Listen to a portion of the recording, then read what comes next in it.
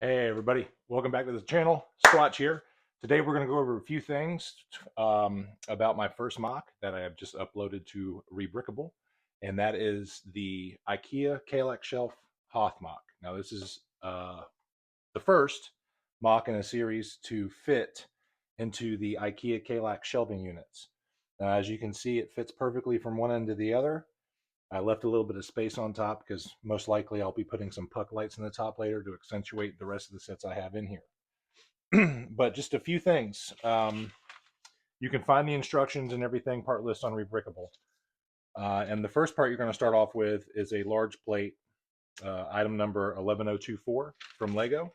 Now that's a little bit too big to fit in the Kalex shelf. So what you're going to do is, and always measure your own Kalex shelving unit before you do this. But for me, it was six rows of studs on that particular plate, on this particular plate. And I just took some 4-inch wide or 4 stud wide plates and put them down the whole length with just the 6 studs I want cut off exposed. Now you can just take a razor knife and run the razor knife along the side of the plates you put on to the base plate.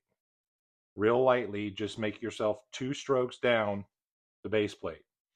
That will give you the ability to bend it down and cut it the rest of the way through. Now, if you have a spare piece of wood that's large enough, or styrofoam or anything you don't care about hitting with a razor blade, then you can push a little harder after your second run through real lightly, because your 2 light run throughs will give you the base cut. That way you don't have to worry about the razor blade jumping out and cutting something you don't want cut.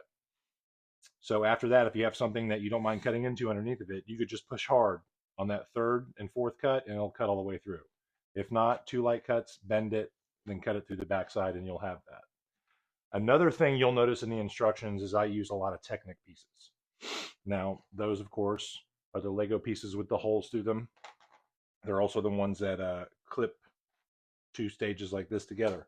And the reason I did that is so I could run wiring for my light kit throughout the whole set.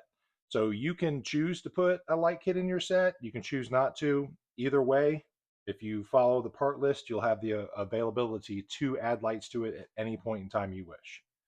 Now let's get into some of the different areas of the set, and we'll go ahead and give you a minifigure lineup that I put into the set at the end of this video.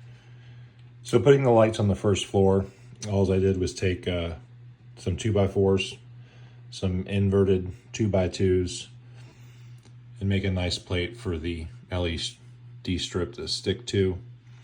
And I use Technic everywhere. That way I can run the wires pretty much through the ceiling. Block missing out the back that you'll never see once the floor is installed. Once I wire this one up, I'll bring a wire up through the back there for the generator. I got to design that still. But all these wires are just 15 centimeter wires. This one will go underneath this double here. This one will go underneath this double here. This one goes on this crossbar. This one goes on this crossbar. So that way when the second floor is on, the whole bottom floor will be lit up. Now I upgraded the lights with a effects board and expansion boards on the back. So I added some red and blue changing lights to the generator and a flicker board to the yellow lights that were on the bottom. I also added a light over here in the armory so you could see everything real clearly in the armory. There is a light in the prison cell. I also added 2 more lights on the bottom, the same LED light strips, so we could have the bottom real bright. Now, these are all the minifigures I have in this mock. And I got all these off Bricklink. Wedge Antilles, number 0730. Excellent little minifigure. And we've just got a whole bunch of other minifigures in here. Hoth Officer. He's a nice minifigure. And I think the most expensive one, there's a Snowspeeder Pilot. The most expensive one I think I spent like maybe $22 on, and that might have been Wedge Antilles. I also got a black protocol droid. I believe the only set he was in was the Death Star set. And we have a Hoth Rebel Trooper.